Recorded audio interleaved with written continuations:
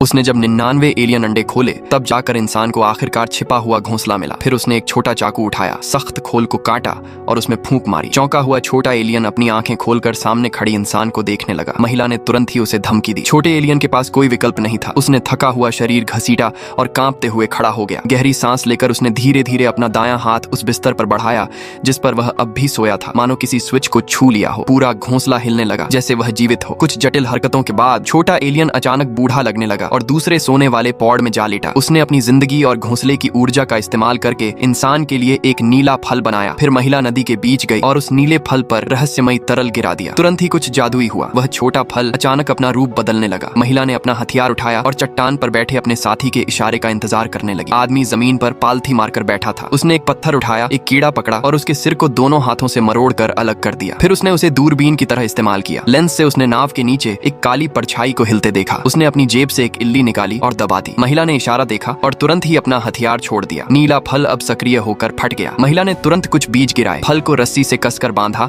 और नदी में फेंक दिया। फल की गंध ने जल्दी ही कई उड़ते कीड़ों को आकर्षित कर लिया, यहाँ तक कि पानी का राजा भी खुद को रोक न सका और बाहर निकल आया। महिला ने तुरंत जमीन में एक छेद काटा। उसने वह छेद पानी के राजा के पेट पर रखा और तुरंत अंदर चढ़ गई। साधारण जानवरों की तरह नहीं, बल्कि उसके अंग किसी हाईटेक मशीनों से भरे कमरे जैसे लग रहे थे। कुशल हरकतों के बाद उस जीव ने नीले तरल की एक बड़ी मात्रा बाहर उगल दी। मकसद पूरा होते ही वह छेद से बाहर निकली और जख्म को सिलने में भी मदद की। उसने नीले तरल का थोड़ा हिस्सा उठाया और थैले में भर लिया। इसके बाद दोनों ने पास के जानवरों को रोकना बंद कर दिया। उन्होंने एक ऐसा एलियन पकड़ा जो मुर्गे जैसा दिखता था और उसके मुंह में चिपचिपा तरल डाल दिया। वह ऐसे व्यवहार करने लगा मानो नशा कर लिया हो। मुर्गा बेहद उत्तेजित हो गया, लेकिन कुछ ही कदम चलने के बाद उसकी आंखें टूट गईं और अगले ही पल वह जमीन पर गिर पड़ा। मुर्गे का शरीर फूलने लगा और बढ़ता गया जब तक कि वह फटकर एक अदृश्य उड़ने वाली किरण में नहीं बदल गया। आदमी तुरंत खड़ा हो गया। उनकी योजना आखिरकार सफल हो गई थी। वह किरण अपनी जीभ बाहर निकालने लगी। वह फैलती चली गई